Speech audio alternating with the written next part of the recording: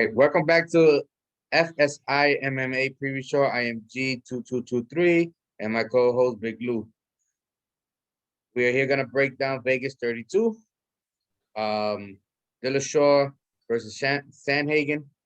We're gonna, give out some picks. We're gonna give out some bets and who we like in this card. So, let's just get straight to the fights. The first one is Diana Belbita versus Hannah Goldie.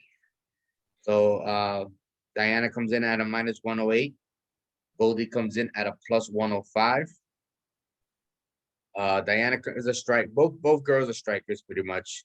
Belbita comes in at a 13-6 record. Goldie at a 5-1. 13.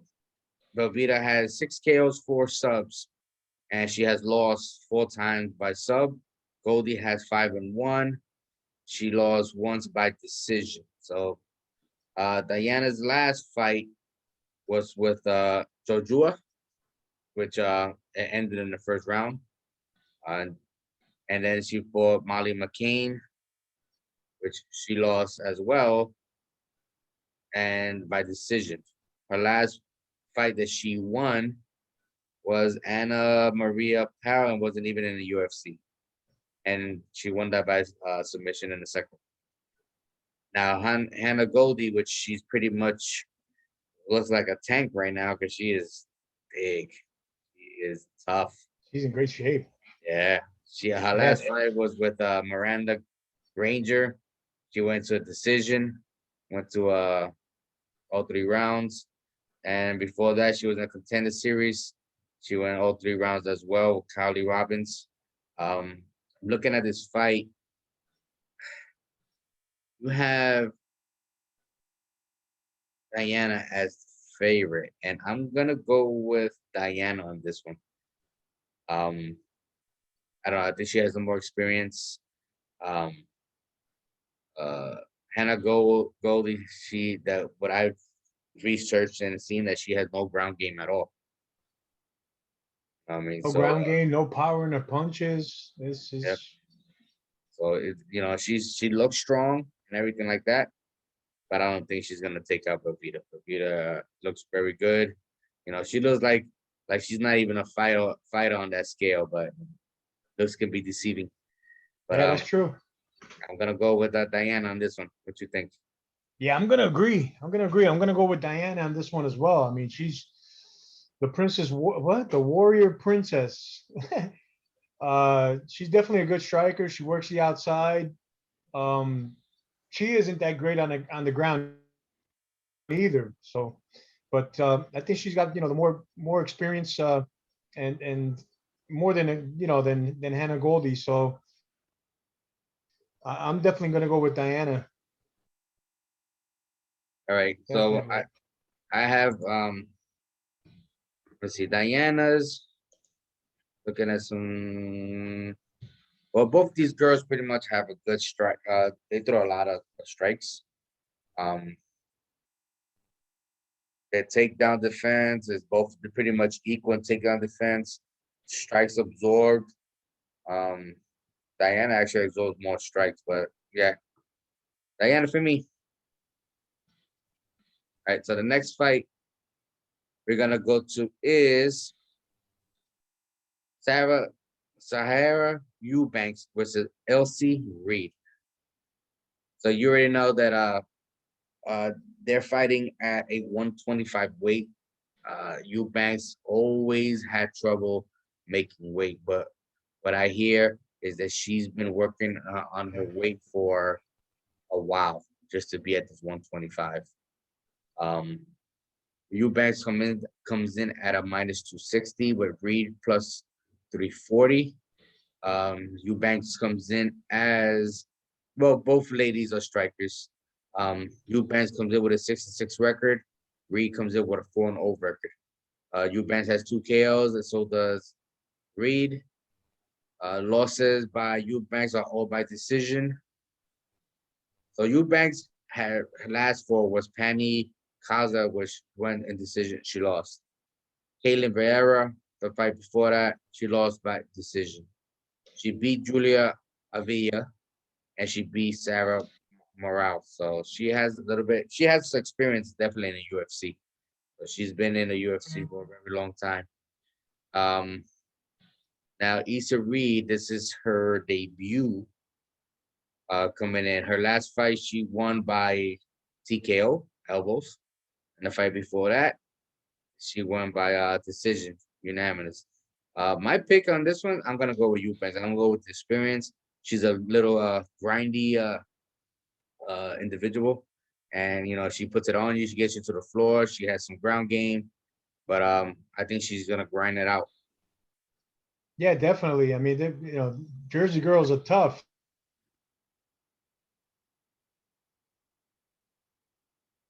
They're both from Jersey. Experience. Um, Reed's coming in here at 4-0. She's still, it's her debut. But striker, better ground game. Yeah, I'm definitely sticking with Eubanks on this one. Plus, I mean, she's got to. I mean, she's got to let let the UFC know that she wants it, man. I mean, she's 2 in her last 5. I mean, 2 and 3. I mean, she's got to wake up. Even though she has a hard time making weight, she's definitely got to get it together and show them that she wants to be in the UFC. And but I definitely go with her. So I agree with that. All right.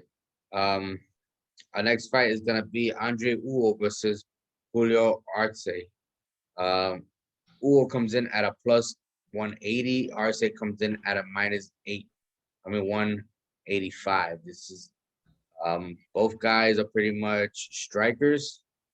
Uo got some BJJ in his back pocket, which he usually never uses.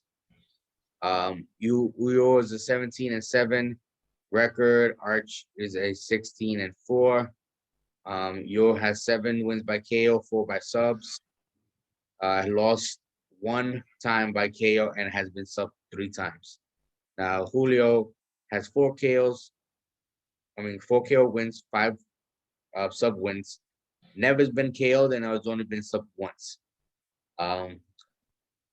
Uyo, for me, his advantage is his reach. He has like a 75-inch reach advantage, so he keeps everybody at bay, very nice and far. He just picks at everybody, and that's pretty much how he wins his fight. Stays on the outside. He last fought Chris Gutierrez, and which he lost that fight. And before that, he fought Erwin Herrera, which he won that fight. Julio Arce has been out for about maybe 2 years. He had some surgery in his elbows. The fight before that, he fought Hakeem Dawodu, which he lost by split decision, and then he fought Julian Rosa. This one I'm gonna go with Julio Arce. I think he's gonna, try to get inside, grab him up, try to take him down, and he's gonna pretty much try to pound on him or go for a submission. But yeah, I'm gonna go with Julio. Oh man, I'm going the other way. I'm going with Andre. I mean, Julio's been like you said, he's been out of the game for almost 2 years. He had the surgery on his elbows. Not to mention, he also had a COVID as well. So that's also another factor there too. But Andre's, like you said, he's definitely gonna work the outside. He's gonna use his reach, and I was listening to an interview he was having. He said, if Julio comes at him quick in the first round, he's gonna knock him out in the first round. If he comes at him slow, he's gonna knock him out in the second round. So Andre's got he's got knockout in the brain. So let's see what happens. I'm going with Andre. Knock on a brain neck. He ain't knocking nobody out. I guarantee that. He ain't knocking nobody He's out. right now. He's plus 170 on He's plus 170 on DraftKings right now. He ain't knocking nobody out. That's not fucking happening. All right. Next fight is gonna be Mickey Go versus what's his name? Williams, Jordan Williams. Mickey Go comes in at a plus 161. Jordan Williams comes in at a minus 135. Both guys are coming in. Well, Go is a striker and a BJJ grappler. I don't know where the striking comes in, but he does a strike. But he does got a good ground game. Go comes in at 6-3 record with Williams with a 9-5. Go has no KOs at all, 5 wins by subs. He's been KO'd once. Jordan had 7 KOs, 1 sub, and he's lost twice by KO. Mickey Go's last fight was against Mike Perry, and Mike Perry put it on him for all 3 rounds. Before that, he fought Salamin Ferrari, and he won that fight. And then, he fought Diego Sanchez, and Diego Sanchez beat him up in the second round. I mean, Jordan Williams comes in. His last fight was against Nasruddin Madalov. He lost that round by decision in the 3rd round. And before that, he came from the Contender Series. I'm going with Jordan Williams. I feel that fight is gonna. I don't think. Well, this is what happens. Go is good in the first round. He'll give you maybe the first round, and he'll do what he needs to do in the first round. He don't submit you in the first round, it's over for him. He's done. He's done. Yeah. I mean, he It's almost tires like out. he loses his effort. Like he doesn't want to continue. I don't know, man. He doesn't show me any heart. Yep. So, you know what I mean? Yeah. So I think this guy Williams is gonna put a lot of pressure on him. He's gonna try to knock him out in the first round. Yeah. I mean, just hope he doesn't make a mistake and he gets taken to the ground and gets submitted. But I think hopefully he has a smarter game plan than that. But I'm going with Jordan Williams on this. Yeah. I mean, Jordan Williams. He fought the other guy that's on the same card here now. It's Nasruddin. He fought him in Fight Island, and he was looking pretty sharp. But now that one right there. But Nasruddin got the decision on that fight. But Jordan was looking real good in that fight. Mickey Gall, I don't know where the word striker comes in, but he's definitely a ground guy. But I don't see this going past the second round. I believe that Jordan Williams is a better striker than Mickey Gall, and I just believe he's going to take it in the second round. I totally agree. All right, next fight is gonna be Ian Heinisch versus Nasruddin Molova. Heinisch comes in at a minus 102. Nasruddin comes in at a plus 142. Both guys are pretty much strikers. Heinisch got a little wrestling in his back pocket. Heinisch comes in at a 14-4 record with 5 KOs, 2 subs, and 1 sub loss. Nasruddin comes in at a 9-3 with 3 KOs, 4 wins by sub. Never been knocked out, but has been sub once.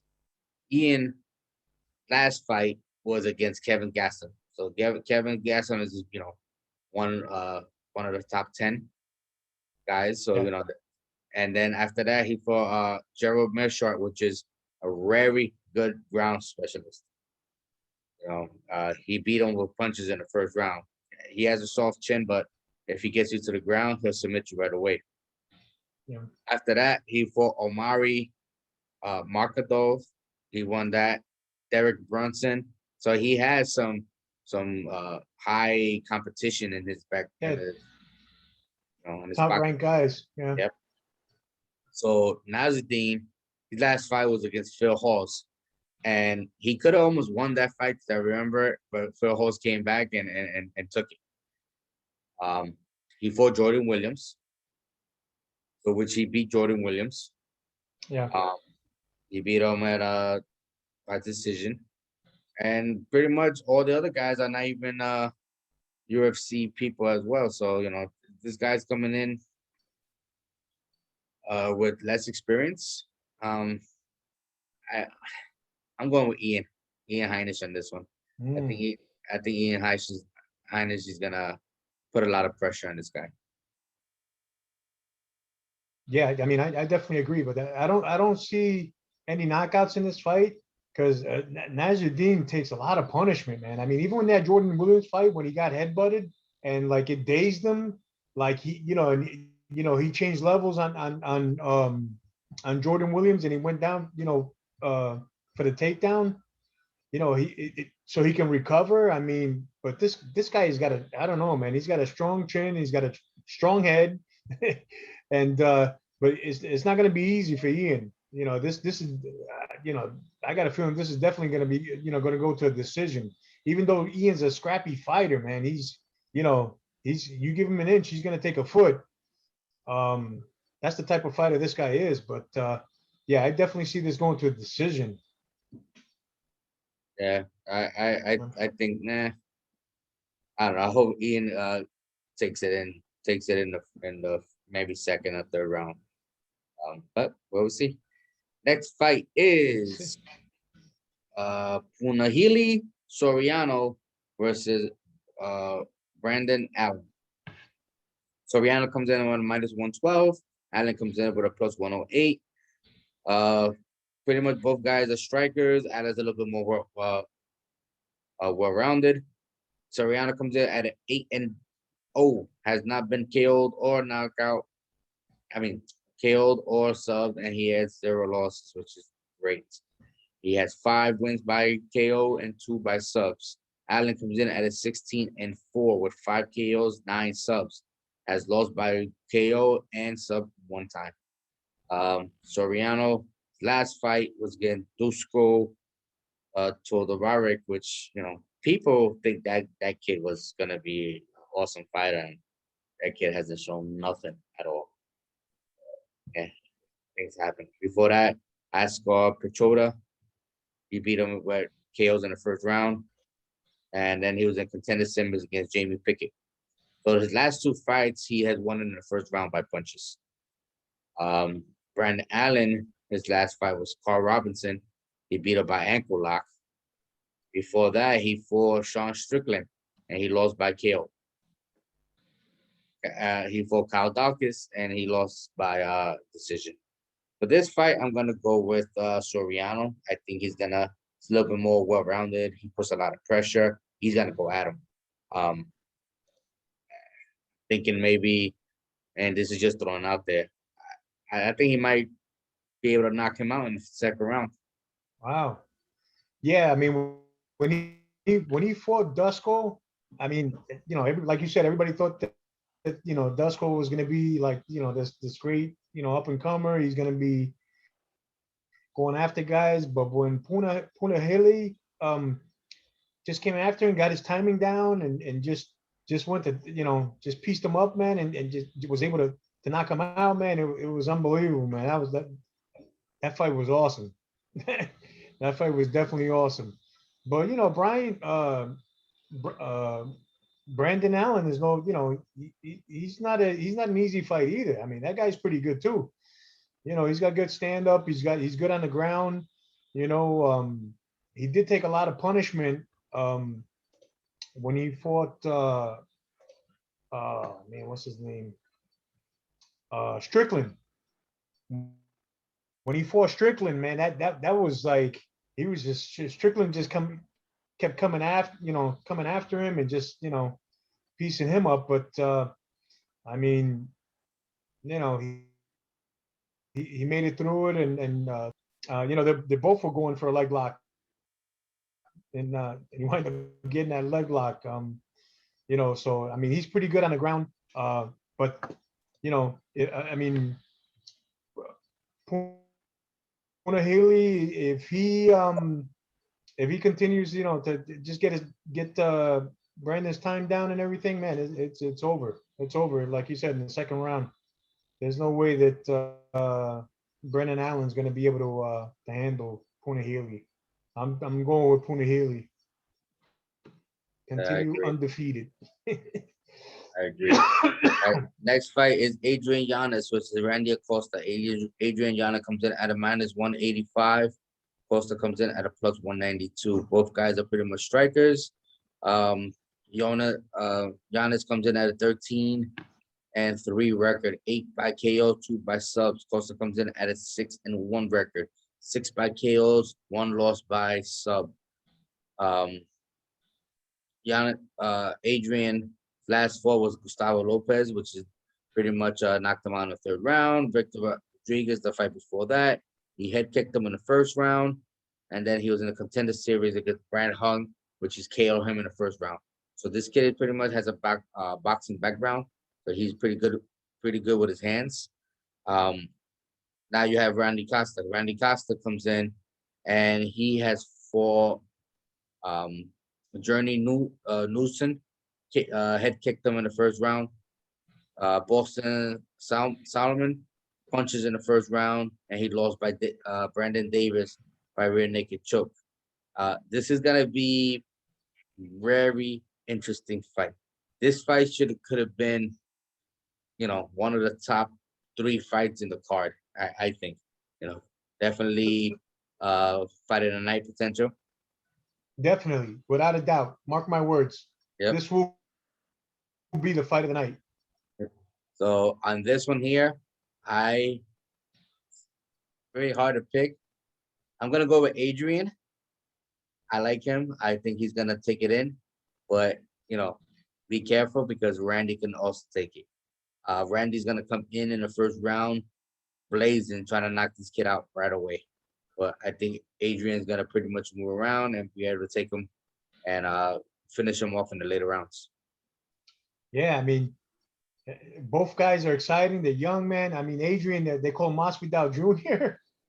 I don't really see the resemblance, but I mean, I see his fighting style is very, very much alike as far as Masvidal. These guys are really good strikers, man. But I think at the end of the day, Adrian's just got more, just like a better style in my eyes. So even though Randy Costa's, I mean, a phenomenal fighter. I mean, he's gonna come at him hard. Definitely gonna throw a lot of leg kicks. I mean, this guy he's gonna be tough, but Adrian's gonna pull it out. I'm going with him. I agree. Next fight is gonna be my bebe, AC Barber, and my other bebe, Miranda Maverick. So Boy, you got a lot of girlfriends, man. Barber comes in at a +145, and Maverick comes in at a -140. Both girls are pretty much regular strikers. Barber doesn't have as much of a ground game. Maverick has a little bit of a ground game. Barber comes in at an 8-2 record, and Maverick comes in at a 9-2 record. Barber's last fight was against Alexa Grasso, and the fight before that was Roxanne Modafferi. So Roxanne Modafferi was the fight that made me lose a lot of money because we put all our coins on Barber, and she blew out her knee. I mean, and it was terrible to see Barber go down like that. She's tried to stay in the fight and do what she can, but she couldn't do it. And then after her recovery, she came in. They gave her Alexa Grasso. Alexa Grasso is not an easy fighter. She is a boxer, and I think pretty much Barbara wasn't ready. She wasn't ready to come back. She came back too soon. She was probably still traumatized from the fight before. She got to get herself together. Also, I've been hearing that she has been changing gyms. Before her father was the one pretty much telling her, what to train with, where to train, and everything like that. But now she went to she's practicing alpha male. There's pictures around that. I think she's with Uriah Faber. Yep. So she's practicing, pretty much getting her training there. So maybe they might bring her up a little bit. Maverick is she also is good. You can't say she's not. Jillian Robinson, she pieced her up real bad. Jojua knocked out. I mean, first round KO. Per Gonzalez, that's Yo, but did you Victor. did you see that? Did you see that fight with Jojua when she went with the elbow right up to her nose and busted it open? Busted right. Oh my God, bro. Yep. Wow, man. She's a tough cookie, man. Yep. And Maverick is a pretty big girl. Well, both of these girls are pretty big girls. You know what I mean? Yeah. They both this is gonna be a good fight. I think it's gonna be pretty much standing. But like I said, Maverick has a little bit of a ground game.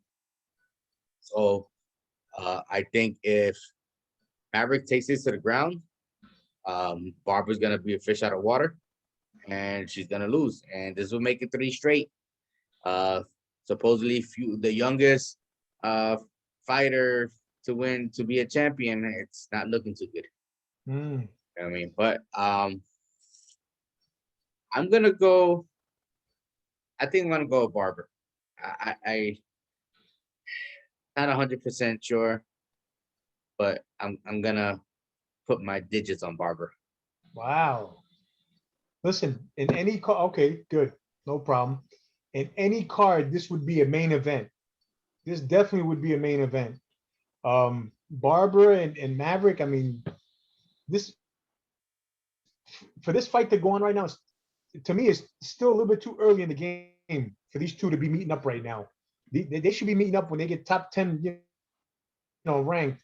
Right now, this would be one of those trilogies going down. I mean, going down the road as they climb to the top. But in my eyes, Miranda Maverick, she's the much bigger fighter, stronger. Barber, I mean, she's like you said, she really doesn't have a ground game. When she gets frustrated, well, anyway, against Grasso, when she got frustrated, she just started swinging for the fences, wild punches and everything. I mean, you got to be, more precise with your punches. She to me, she burned off a lot of energy in that fight, and Grasso just took advantage of her and got the decision on that fight. But Maverick, I mean, she's got some good hands. I mean, she went after Robertson, she pieced her up. She went after what's her name? What's her Jo Jojua. And just with that elbow alone, man, just busting her nose wide open. Oh man, she to me, she's got levels to her game, and I enjoy watching her fight, man.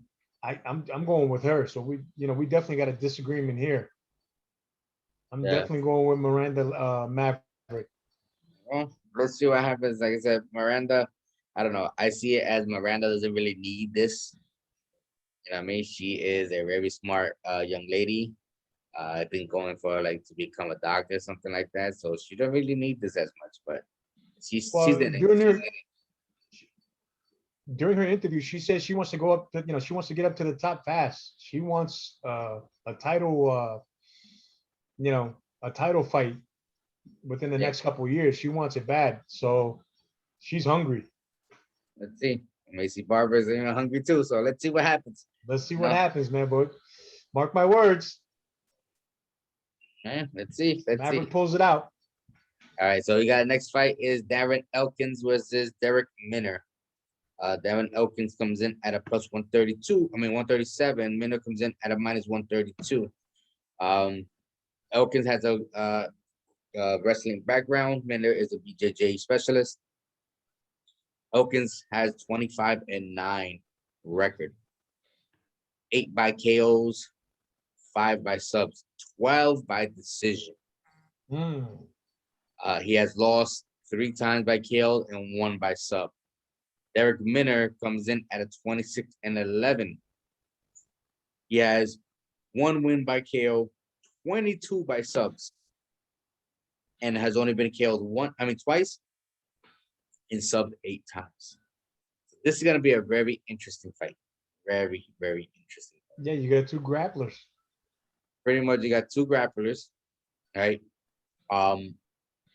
You have Devin Elkins' last fight against Luis Eduardo Garaguri, and he rear naked choked him in the 3rd round. Before that, he fought Nate Landwehr, which he lost by decision. Ryan Hall, which he lost. Ricardo Lamas, which is lost. Alex Ronanaski, which is lost. So in the last 1, 2, 3, 4, 5. In the last 5 fights, he is a 1-4. Oh, that's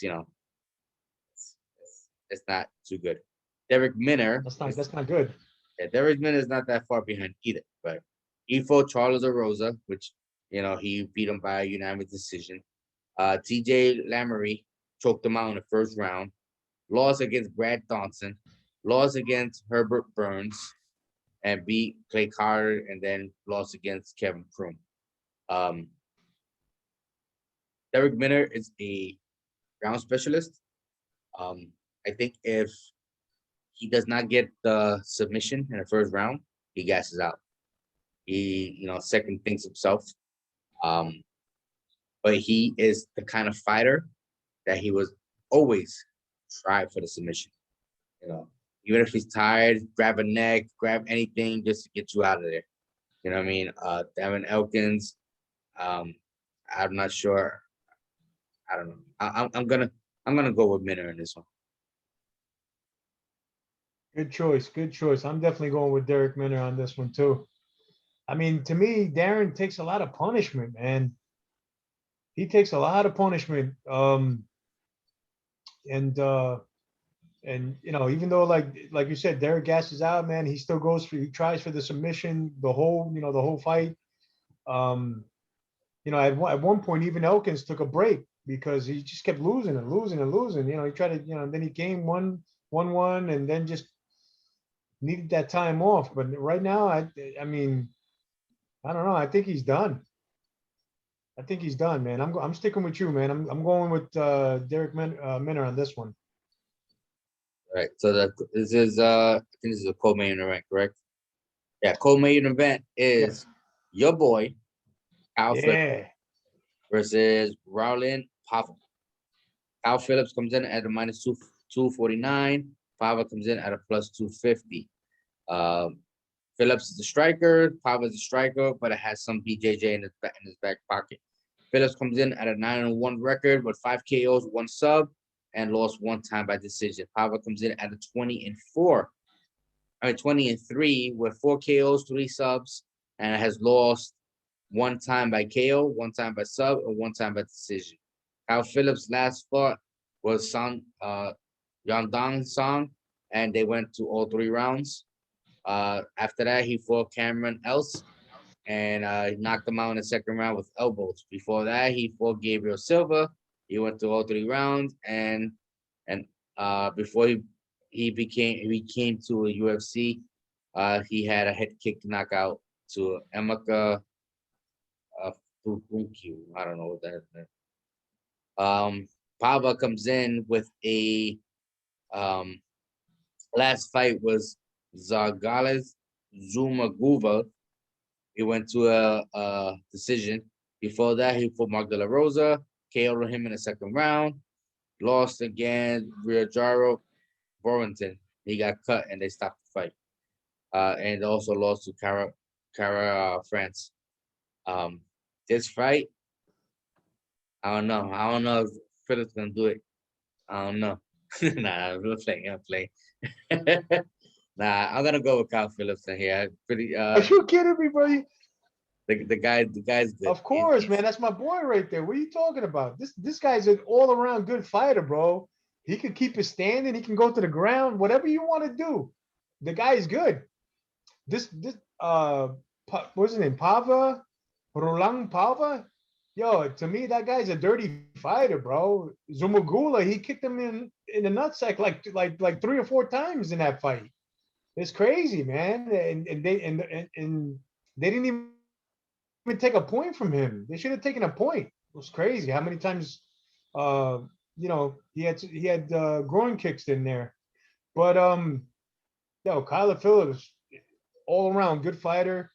Um, you know, Pava throws a lot of, he does a lot of feints, which Zumagulov already, exposed him on that and went after him, knocked him down a couple of times, and was able to get him down to the ground. But I mean, to me, this is just like a warm up practice for Kyler Phillips. I'm going with him all the way. Going with him all the way. I agree with that. So now we come to the main event. Corey Sandhagen versus TJ Dillashaw. So Sandhagen comes in at a minus 180. Dillashaw comes in at a plus 180. Sandhagen comes in at a 14-2 record. Dillashaw is a 16-4 record. Sandhagen has 4 KOs, 3 subs, and has lost 1 time by sub. Dillashaw comes in with 8 KOs, 3 subs, and has lost twice by KO. So Corey Sandhagen's last fight was Frankie Edgar, which flying knee, first round. Feel sorry for Frankie Edgar, but he was dreaming after that knee. Yeah, well, he's fried. He's done. Yep. Marin Morales knocked this guy on the second round. That guy didn't know where he was. Now he lost to, your boy Aljamain Sterling. That's not my boy. That's not my boy, man. So you don't win the championship dirty the way he did and started faking, acting. Yeah. So Aljamain rear naked choked him in the first round. Dillashaw, now we all know that Dillashaw has been out of the game for 2.5 years because of a substance that he was taking, EPO, and taking illegal enhancement drugs. And he has fought the who's who of the division. Henry Cejudo, which he lost to. Cody Garbrandt, which he beat him. Cody Garbrandt, which he beat him. John Lineker, which he won. Rafael Asante, which he won. He lost against Dominic Cruz. He beat Brandon Barral, so he has a lot of who's in his background. But I don't know, 2.5 years. Like, what have you been doing in 2.5 years? Have you been training? We don't know. Maybe he has because he looks good on the scale. But you still gotta fight what people think of you, as you had a good run in the UFC. But how long of that run were you on enhancement drugs? Now without being these enhancement drugs that you are taking, how good are you? I mean, that's what you got to think of. Yeah, Sandhagen. That's something to think about. Sandhagen's very, very good. I'm gonna go with Sandhagen on this one. I think Sandhagen is gonna put a clinic on him. I don't think there's gonna be a knockout. I think they're gonna go all 3 rounds. I mean, all 5 rounds. Five, yeah. 5. I think they're gonna go all 5 rounds. The only thing you gotta be careful is Dillashaw has good accuracy. So when he throws a punch, he lands them most of the time. But Sandhagen, I think, has a little bit more awareness and probably will dodge those hits. But Dillashaw can't do it. He could shock the world and take this fight. But I'm not gonna go with him. I'm going with Corey. Yeah, man. I mean, I agree with you. Corey's was when they were, had the face off and everything there after the weigh-ins and everything. He was like the Empire State Building standing over Dillashaw, man. Dillashaw was in good shape.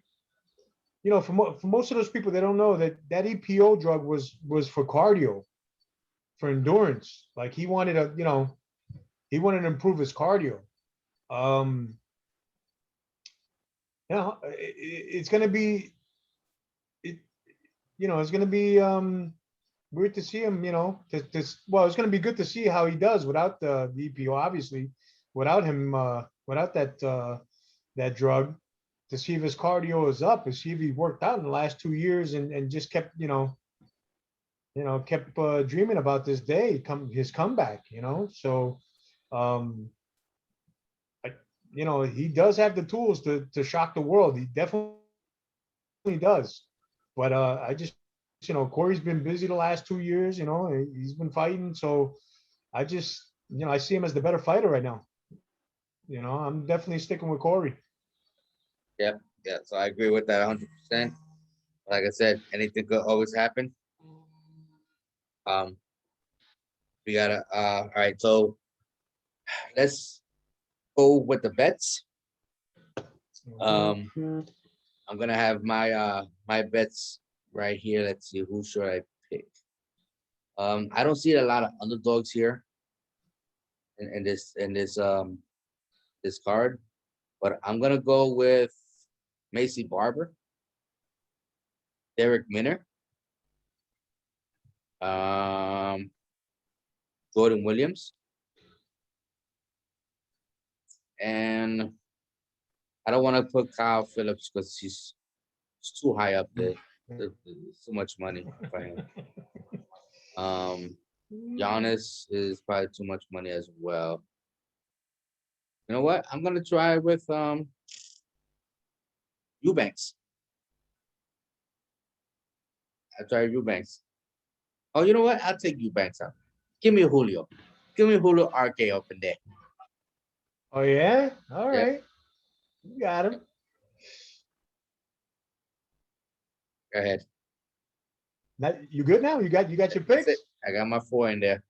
All right, guys. You know me. In order to get a slice of the pie, I always go with at least 4 underdogs. All right. I got to put that small bet in there just in case. You never know, because hey, in this game, things can change quick. So I'm definitely going with the underdog, Macy Barber. I'm gonna keep her. I'm gonna go with Randy Costa because that's gonna be a main, pretty much fight of the night. So he can go either way. I'm gonna go with Randy Costa and Brandon Allen. You know, I mean the guy. He's not gonna be a walk in the park for what you call it, for Soriano. He's not gonna be a walk in the park. And Andre Yule. I'm gonna stick with him. If he stays on the outside and he uses his jab, he might be able to, come out with a win. So that's my 4 pick parlay, underdogs right there. Put a little bit of money on that on DraftKings, and hopefully you guys will come out on top. All right. All right. So sounds good. The fights tomorrow will be this is a very good card. Unfortunately, one fight got canceled, which is Aspen Ladd and Marcy Chazon. But either way, we got 11 fights, pretty good card. Main event is great. Coleman event is even better. We got the Maverick and AC Barber fight, which is gonna be good. Yeah, we're gonna enjoy this. So, thank you guys for listening. Please hit that like button and comment below. Please check out FSI underscore DFS. They do a lot of fantasy, every sport you can think of: basketball, football, baseball, soccer, esports, whatever you name it, we got it. So join us, come through, and we're like a family here, and FSI. We help each other out, and we try to make you some money. Take advantage. Look at them up on Twitter, and subscribe to them. They won't let you down. Um, uh, uh, like I said, let's enjoy these fights. Let's win some money, and we'll see you on the next card. Peace.